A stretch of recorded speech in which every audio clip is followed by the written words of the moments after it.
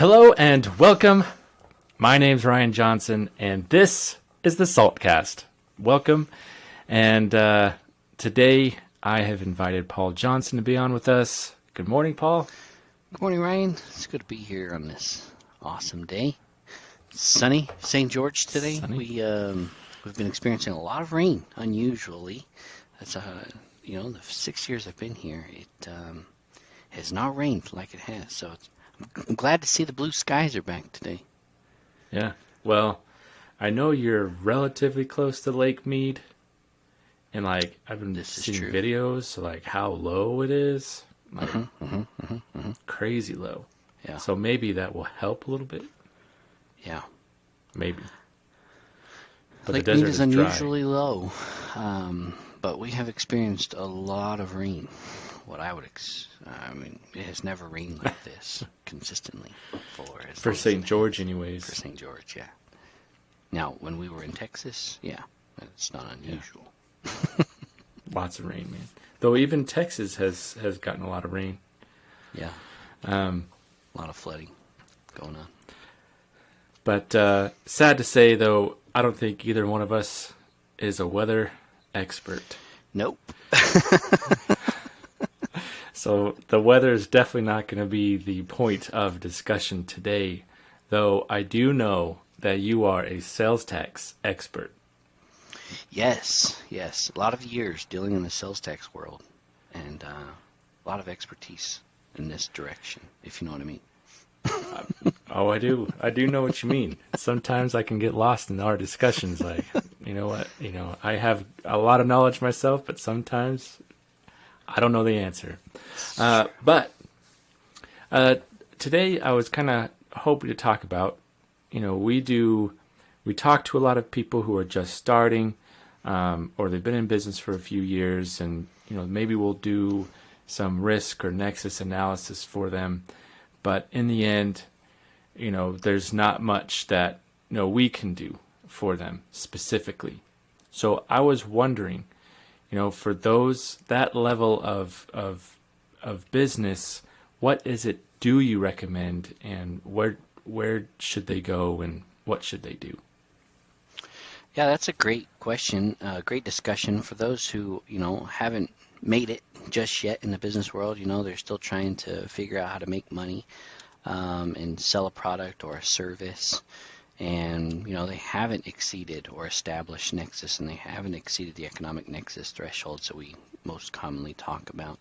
We do a lot of risk analysis or nexus reviews where we take on a company and we help them understand where their nexus establishment or nexus requirements are, where they've established nexus and what their requirements are.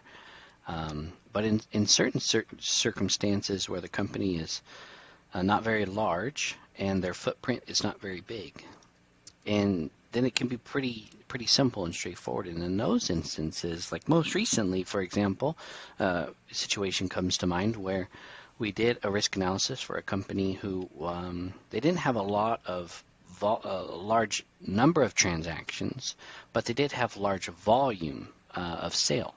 So they had high volume sales, $50,000+ per sale, but they made just a few transactions. And so in some states they had established nexus 3 years ago and nothing as of late.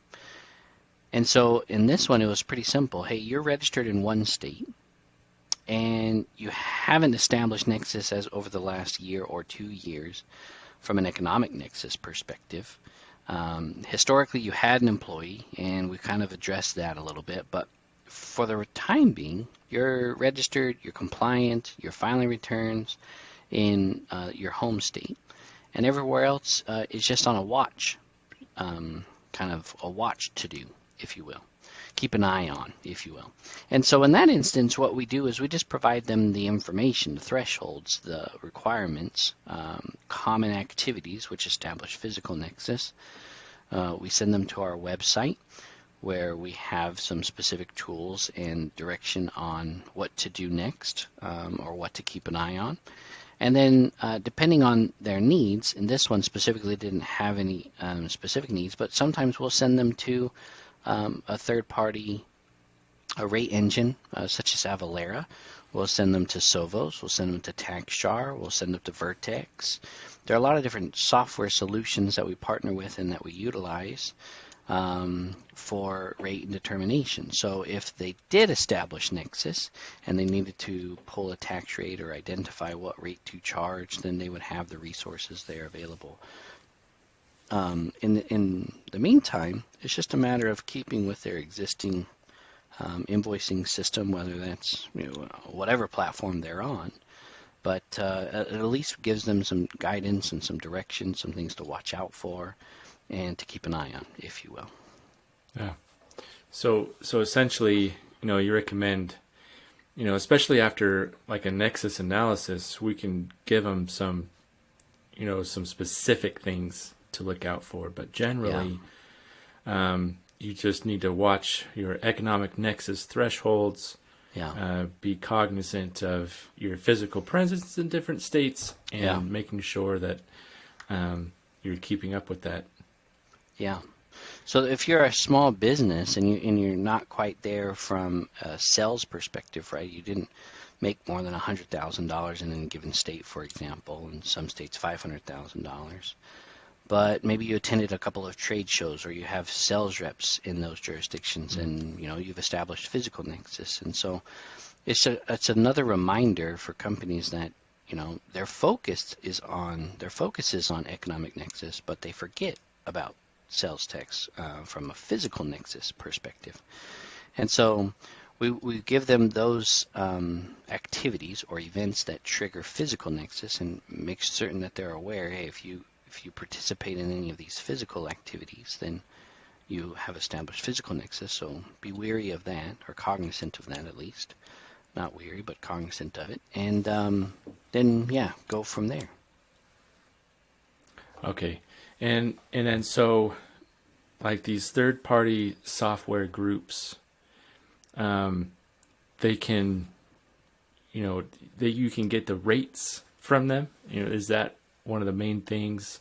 Like, so if you meet the threshold and you start collecting tax, and then you can plug in the rates that they provide. Yeah, so some companies they're too small, and even purchasing one of their softwares is too much. It's the cost benefit analysis really isn't there, and so in that instance we just give them the tools and the information to watch. And then once they do, business ramps up, they start making more and more money on the sales of their services or goods, then plugging in with one of those rate engines is really, really great. You could also purchase rate tables from these companies where you can download or get from them a rate table. Here's all of the sales tax or use tax rates, depending on what you need, by zip code, and you could easily plug those in. And they're not as accurate as a real-time rate that looks at a specific geocode or a rooftop or a specific pinpoint on a map type of a thing, but they are good for small to medium-sized businesses that haven't exceeded the threshold. So oftentimes we'll recommend one of those.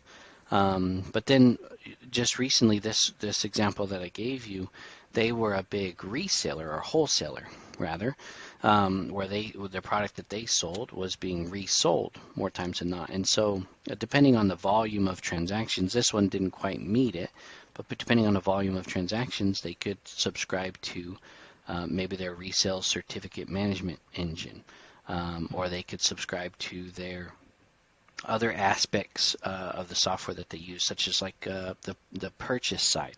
Maybe they're purchasing a lot of product and they want to monitor what they should be paying tax on versus what they shouldn't be paying tax on. So there are a couple of different things that are of use that Avalara, the TaxJars, the Sovos, even an up-and-coming one in Seratax out in Alpharetta, Georgia. So there are softwares and tools available where it makes sense, and depending on the business, that's something that we just help people understand, and again, give them the resources to help educate them to make good business decisions down the road. Yeah. Are there any instances where you will get on a what's next call and you can basically give them some things to look out for without doing a nexus analysis or a risk analysis? Yeah, so I mean, the material is out there, and probably one of the biggest struggles is just the lack of education that people have when it comes to sales tax, and so that's one of the biggest benefits and values, in my opinion. And just jumping on a what's next call is collaborating and asking and getting some information on what exactly we should be doing or you should be doing in certain situations. And so I mean, we have it on our website, right? The resource for Economic Nexus. It's an interactive map. You can hover over each state. You can click on the state and get more detailed information. Tells you all about it. Physical Nexus. There are lots of different activities, of which common activities which would establish physical nexus. And so, if you're not aware of those, then we can help show you, and you can read about those. Those are the two most common areas and the two easiest ways in which people establish nexus. So yeah, it is a great resource and things that people can read and learn more about, and we're happy to even tell people on the What's Next call about it.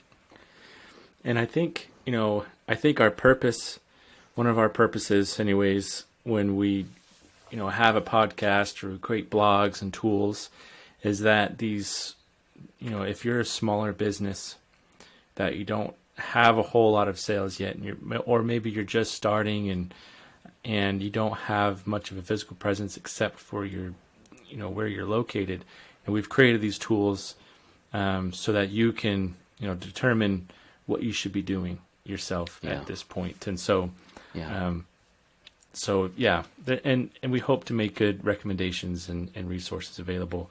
But when it comes, if your situation does get more complicated and nothing's really answering your questions, What's Next call is definitely the next step. But thank you, Paul, for jumping on today and sharing your expertise in sales tax. Hopefully it's helpful to everybody out there. And if you're a small, medium-sized business, not quite there yet, don't think that there's nothing you can do. I mean, obviously you don't want to bury your head in the sand and ignore the situation. We talk about that a lot. So just be educated and at least aware of what's to come. And hopefully that's helpful to you. And if there's something on our website that's not there that you wish were there or easier to read, let us know. Shoot us a message. Chat with us on our website. Shoot us an email at info@pga.tax. Happy to provide some additional resources to you. Yes. All right. Well, I think that wraps up for today, and we hope to see you on another one. Love it. Thanks, Ryan.